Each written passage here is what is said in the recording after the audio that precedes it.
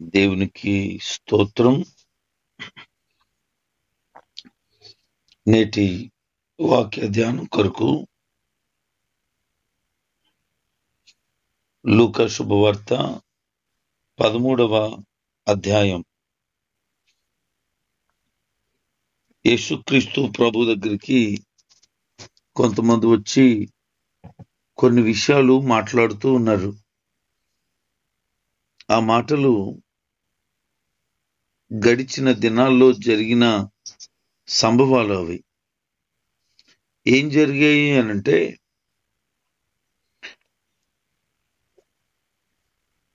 రాజు అయినటువంటి హేరోదు దినాలు అవి.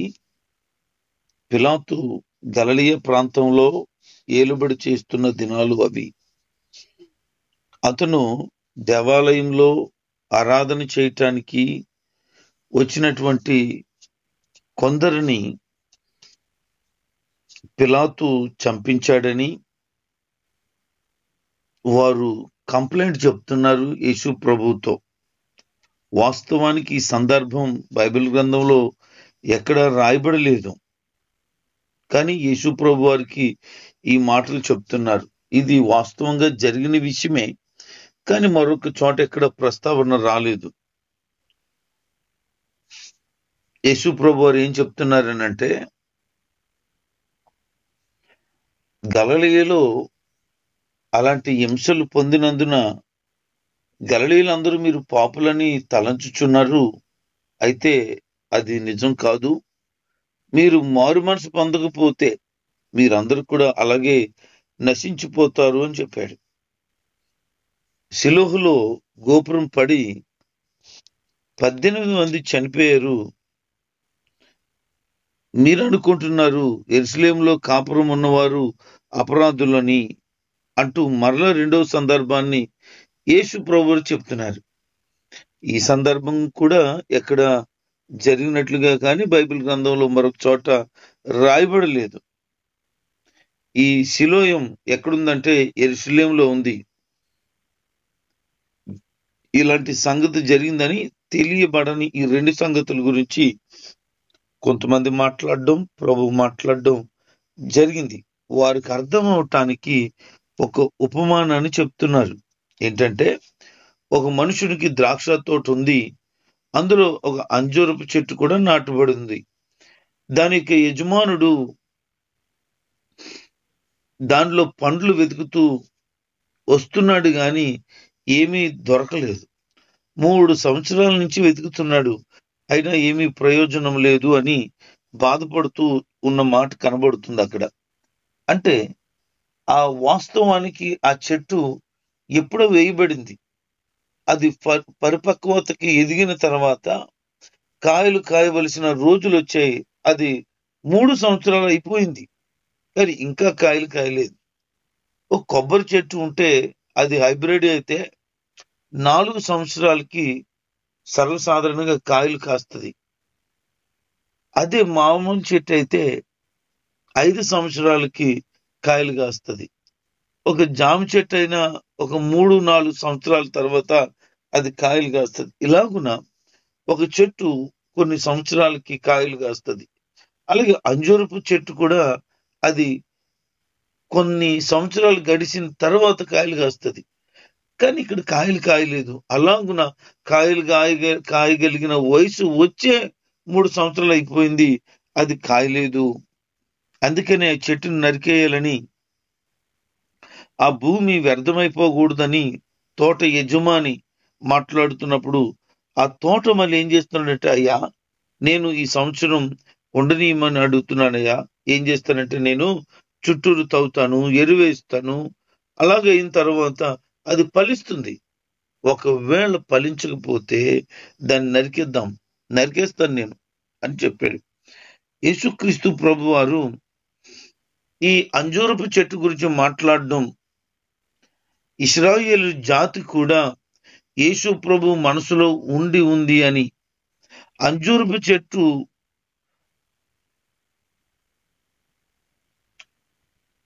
మనిషి దేవుణ్ణి సూచిస్తుంది. ఆయన ద్రాక్ష తోట పనివాడు అంటే దాని సేవకులు. మనుషులు చేస్తున్నటువంటి వాటిని చేయకుండా వదిలిపెడుతూ వాటిని దేవుడు ఎప్పుడు గమనించడంలో ఆలోచన చేస్తున్నాడు అనే విషయంలో తప్పకుండా మనం జ్ఞాపకం చేసుకోవాలి. చెట్టునైతే నాటాడు, పట్టించుకోలేకపోలేదు, 3 సంవత్సరాలు బట్టి ఎదురు చూస్తున్నాడు. కొంతమంది లోకం నుండి తొలగిపోయి మరికొన్ని విషయాల్లో మరికొద్ది కాలం దూరం అయిపోయారు. అందుకనే ప్రభువారు ఓపికతో ఎదురు చూస్తున్నాడు, మంచి ఫలములు ఫలిస్తాయి అని. ఒకవేళ ఫలములు ఫలించకపోతే తప్పకుండా అది ప్రమాదంలో ఉన్నట్లే. యేసు ప్రభు వారి ఉద్దేశం ఏంటి అనంటే ఫలించాలి అందరూ. మరి ఫలించకపోతే ఏమవుతుంది? ఖచ్చితంగా అది నరికి వేయబడుతుంది. ఈ ద్రాక్ష తోట పని చేసే వ్యక్తి అంజూరపు చెట్టు గురించి యజమానుని బ్రతిమలాడడం ద్వారా కనీసం మరికొంతకాలం దానిపైకి రానున్న ఆ భయంకరమైన తీర్పు ఆలస్యం అవుతుందని భావించాడు. ఆ సమయంలోగా అది కాయలు కాయడం మొదలు పెడితే ఆ తీర్పు మొత్తం లేకుండా పోతుంది. లేకపోతే ఉగ్రతకు అనగా కాల్చబడ్డానికి, నరకబడ్డానికి దాన్ని వినియోగిస్తాడు. ఇప్పుడు ప్రభు ఏం చెప్తున్నాడు వాళ్ళతో? మీరు చాలా కాలంగా ఫలిస్తారని ఎదురు చూస్తున్నాను, కానీ మీరు ఫలించటం లేదు. మీరు ఏదో రోజున నరికివేయబడతారు. మీ కొరకు నేను బ్రతిమలాడుతున్నాను, ఇంకా బ్రతిమలాడుతున్నాను. మారు మనసు పొందుతారు అని ఎదురు చూస్తున్నాను. ఇంతకి లేదు, అంతకి లేదు, ఇంకా కొంచెం సమయం ఇస్తున్నాను. మీరు ఫలిస్తారా? మంచిది. ఫలించకపోతే ఇక మీరు నరికి వేయబడే సమయం ఆసన్నం అవుతుంది అని ప్రభు చెప్పేశారు.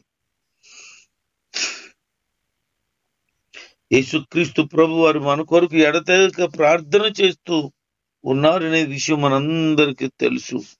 ఆయనే గనక ప్రార్థన చేస్తూ ఉండకపోతే మనము ప్రార్థన వలన తప్ప మామూలుగా రక్షించబడే వారమే కాదు. అందుకని ఆయన విజ్ఞాపనకర్తగా పరమ తండ్రి నిత్యం మన కొరకు వేడుకుంటూ ఉన్నారు. ఆయన విశ్రాంతి దినాన సమాజ మందిరంలోనికి వెళ్ళాడు బోధించడానికి. అక్కడికి 18 సంవత్సరాల నుంచి ఒక దయ్యం పట్టుకుని ఒక ఆమెను నడుము వంగదీసేసింది.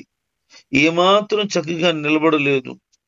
ఆమెను చూసి దగ్గరికి పిలిచి, నీ బలహీనత నుండి విడుదల పొందేవని ప్రభు చెప్పారు.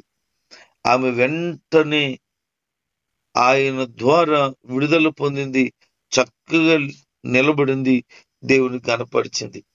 అంటే ఒక వ్యక్తికి దయ్యం పట్టుకుంటే ఏం జరుగుతుంది? ఏదైనా జరగచ్చు. ఆడు సమాధుల్లో తిరగచ్చు, కేకలు వేయచ్చు. లేకపోతే మంచిగా ఉండేవాడు మోగోడు అయిపోవచ్చు. రకరకాల దెయ్యాలు కూడా ఉన్నాయి. ఆ దెయ్యాల్లో ఈ వ్యక్తికి పట్టుకున్న దెయ్యం ఏం చేసిందంటే నడునికి పట్టుకుంది. ఆ నడుము ఏమైపోయిందంటే చక్కగా నిలబడలేకుండా వంగిపోయింది. ఆమె వయసులో ఉన్న ఆవిడే, కానీ నడుం బెండ్ అయిపోయింది. అంటే దయ్యం ఒకవేళ పట్టుకుంటే ఏదైనా అవ్వచ్చు. తాగుబోతనం రావచ్చు, శరీర కార్యాల్లో మునిగిపో ఉండొచ్చు, జోదం అవ్వచ్చు, ఇతరమైన అసభ్య కార్యాలు ఏదైనా చేయొచ్చు, ఏదైనా రోగం రావచ్చు, లేకపోతే రక్తస్రావం రావచ్చు. ఒకటా రెండా చాలా విషయాలు ఉన్నాయి. దెయ్యం పట్టుకుందంటే ఒకే విధానంలో ఉండదు. అది ఒక్కొక్క దెయ్యం ఒక్కో విధంగా దాని పని జరిగిస్తుంది. ఈమెకేమో నడుం పట్టుకుని నడాన్ని వంగు తీసేసింది. ఆయన ఆమె మీద చేతులుంచినప్పుడు చక్కగా ఆమె నిలబడి దేవుని కనపరిచింది. ఆ సమాజ మందిరపు అధికారి కోపం వచ్చేసిందట. వచ్చేసి జనాలందరూ అంటున్నాడు, యేసుప్రభుని అనలేక. 6 రోజులు ఉన్నాయి కదా, 6 రోజు వచ్చి మీరు బాగుపడండి. ఈ విశ్రాంతి దినాన్ని మీరెందుకు వస్తున్నారు? ఈ రోజు ఎందుకు బాగుపడుతున్నారు అంటున్నాడు. యేసుప్రభుని అనలేక ఆ సమాజ మందిరం అధికారి అందరూ అంటున్నాడు. యేసుప్రభు ఏమంటున్నారంటే, మీలో ఎవరికైనా విశ్రాంతి దినాన్న ఎద్దు గాని గాడిద గాని ఉన్నాయనుకో, మీరు వాటిని నీళ్లు పడతారా పట్టరా? వాటికి మేత పెడతారా పెట్టరా? అంటే పశువులకు ఇచ్చే ప్రాధాన్యత, జంతువులకు ఇచ్చే ప్రాధాన్యత కూడా ఆ సమాజ మందిరపు అధికారి మనుషులకు ఇవ్వటం లేదు. ఆయన ఉద్దేశం అది మీకు అర్థమవుతుందా? ఎవరికి ఇవ్వాల్సిన ప్రాధాన్యత, దేనికి ఇవ్వాల్సిన ప్రాధాన్యత వారికి ఇవ్వాలి. కానీ పశువుల కన్నా ప్రాధాన్యత ఇస్తున్నాడు, కానీ మనుషులకి ప్రాధాన్యత లేదు అతని దృష్టిలో.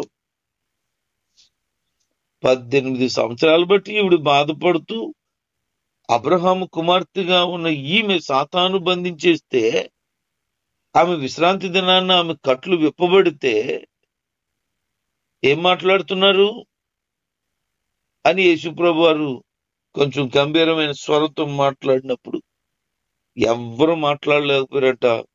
ఆయన్ని తిరుగు మాట్లాడడానికి కూడా సిగ్గుపడ్డారట. పిచ్చి పిచ్చి మాటలన్నీ మాట్లాడుతున్నారు. విశ్రాంతి దినాన్ని చాలా ప్రాముఖ్యంగా ఏం చేస్తున్నారు వాళ్ళు? ఒక మనిషి బలహీనతలోంచి విడిపించబడడం గొప్ప సంగతి కాదు. అది విశ్రాంతి దినాన్ని జరగకూడదు, ఏ పని చేయకూడదు అనేది వాళ్ళ ఉద్దేశం. మరి పశువులకు నీళ్లు ఎందుకు పెడుతున్నారు? ఇది అలాంటిది అని చెప్పారు ఆయన. వాటికి నీళ్లు పెడుతున్నాము, వాళ్ళకి అవసరం కనుక, దానికి అవసరం కనుక. ఈ మనిషికి ఇది అవసరం కనుక స్వస్థత, విడుదల కలిగింది. యేసుప్రభు వారు స్వస్థపరిచేవాడు. ఒక గొప్ప సంగతి నాకు గుర్తొస్తుంది. ఆయన మందిరానికి వస్తే ఎట్టి వ్యాధితో ఉన్నవారైనా బాగుపడతారు. నువ్వు మందిరానికి వెళ్ళిన తర్వాత ప్రభునందు విశ్వాసం ఉంచుతున్నావా? బాధతో వెళ్ళుంటావు, కానీ సంతోషంతో ఇంటికి వెళ్తావు. విశ్వాసంతో మందిరానికి చేరినప్పుడు ప్రభు కార్యాలు తప్పకుండా జరిగిస్తాడు నీ పట్ల. ఆయన దేవుని రాజ్యం గురించి వివరిస్తూ, ఒక మనుషుడు ఆవగింజను తీసుకెళ్లి తన తోటలో చల్లాడు. ఆ ఆవగింజ చక్కగా పెరిగి పెద్దదైంది. చివరికి ఆకాశ పక్షులు వచ్చి దాని కొమ్మల మీద నివాసం ఉన్నాయి. అంత పెద్దగా ఎదిగింది అని ఆయన రాజ్యం విస్తరణ గురించి చెప్తున్నాడు. అది ఆవగింజంతా ఉన్నది తప్ప అది పెరిగి పెద్దదైతే అనేక మందికి ఆశ్రయంగా మారిందని. అంటే అనేక మంది నిత్యరాజ్యానికి వారసులు అవ్వాలి అనేది దేవుని ఉద్దేశం. ఆయన రాజ్యపు సువార్త అంతటా ప్రకటించబడాలనేది ఆయన ఉద్దేశం. ఇలాగున్న మరికొన్ని విషయాలు వాళ్ళకి బోధించాడు. యెరూషలేమునకు ప్రయాణమై వెళ్తూ ఉంటుండగా ఆ పట్టణాల్లో, గ్రామాల్లో ఆయన సంచారం చేస్తూ ఉంటుండగా ఒకడు వచ్చి అంటాడు, ప్రభువా, రక్షణ పొందడం కొద్ది మందికే జరుగుతుందా అని ప్రభుని ప్రశ్నిస్తున్నాడు. ఆయన అంటాడు, ఇరుకు ద్వారమున పోరాడండి. అనేకులు ప్రవేశించాలనుకుంటారు, కానీ అది వాళ్ళ వల్ల కాదు. కొద్దిమంది మాత్రమే ప్రవేశిస్తారు. ఈ కాలం ఆ కాలంలో కొద్ది మంది రక్షించబడుతూ పరలోక రాజ్యానికి వారసులు అవుతూ ఉంటే, ఈ కాలంలో కొద్దిమంది అవుతారు తప్ప పరలోకానికి వెళ్ళిన తర్వాత అన్ని కాలాల నుంచి వచ్చిన వారు ఉంటారు కనుక అక్కడ అనేక మంది ఉంటారు. ఇక్కడ తక్కువ మందే. ఈ కాలంలో ప్రతి జనరేషన్ లో కొద్దిమంది రక్షించబడతారు. ఆ కొద్దిమంది పరలోకంలో చాలా ఎక్కువ కదా. ఇక్కడ కొద్దిమందే. అందుకనే ప్రతి ఒక్క విషయంలో మనం ఏం చేయాలి తెలుసా? నీతి, పరిశుద్ధత, యథార్థత కలిగి ఆత్మ సంబంధంగా జీవితాన్ని కట్టుకుని ఆ నిత్య జీవానికి వారసులుగా బ్రతుకుటకు, పరిపూర్ణులుగా బ్రతుకుటకు ప్రయత్నం చేయాల. ఈ జనరేషన్ లో కొంతమంది వెళ్తారు, పోయిన జనరేషన్ లో కొంతమంది వెళ్ళిపోయారు. మరి ఈ జనరేషన్ లో వెళ్తావా? నీకు అట్టి విశ్వాసం ఉందా? నిత్య జీవానికి నువ్వు చేరగలుగుతావు అని. ఆయన యందు విశ్వాసం ఉంచినప్పుడు తప్పకుండా భయము, భక్తి కలిగి సాగుతావు. చెడుతనాన్ని, అపవిత్రతను దూరం చేసుకుంటావు. పరిశుద్ధంగా బ్రతకగలుగుతావు. నువ్వు నిత్య జీవానికి వారసుడిగా, వారసురాలుగా మార్చబడగలుగుతావు.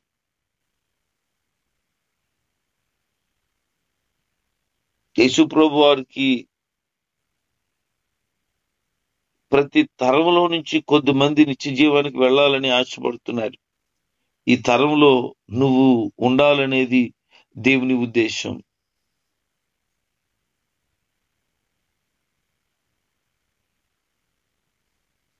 యేసు ప్రభు వారు చాలా ఉపమానాలు వారితో చెప్పారు.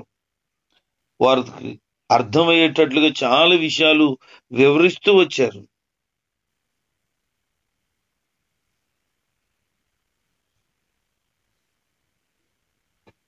ఆయన వాళ్ళతో చెప్తున్నారు, అక్రమం చేసే మీరందరూ కూడా నా యొద్ద నుండి తొలగిపోండి అని చెప్తూ, అబ్రహాము, ఇస్సాకు, యాకోబు సకల ప్రవక్తలు దేవుని రాజ్యంలో ఉన్నారు. మీరు వెలుపల త్రోయబడినట్లుగా ఉన్నారు. మీరు చూచినప్పుడు మీరు ఏడ్చుచు పండ్లు కొరుకుచూ ఉన్నారు. వాళ్ళు అడుగుతున్నారు ప్రభుని, వాళ్ళు నిత్య జీవానికి వారసులు కాలేకపోతున్నారు అనేది ప్రభు బాధ. వాళ్ళు అబ్రహాము, ఇస్సాకు, యాకోబులు అనబడిన వారు ఉన్నారు, పరలోక వారసులుగా ఉన్నారు. మరి మీరు మాత్రం ఎలా ఉన్నారు? చీకటి కొట్లో పడబడినటువంటి వారుగా, నరకంలో, దుఃఖంలో, వేదంలో చిక్కడిపోయిన వారుగా, పండ్లు కొరికే పరిస్థితులు ఉండిపోయినట్లుగా ఉండిపోయారు. పటపటలాడించుకుంటున్నట్టున్నారు. బుర్ర పని చేయకుండా పోతుంది. అందుకనే మనం జ్ఞాపకం చేసుకోవాల్సింది ఏంటి అంటే, అగ్ని ఆరని, పురుగు చావని ఆ భయంకరమైన నిత్య అగ్నికి ఎవ్వరు కూడా ఆగితూ అవ్వకూడదు. అందరూ కూడా నిత్య జీవానికే వెళ్ళి ఆయనలో ఆనందించగలిగిన భాగ్యాన్ని సొంతం చేసుకోవాలి.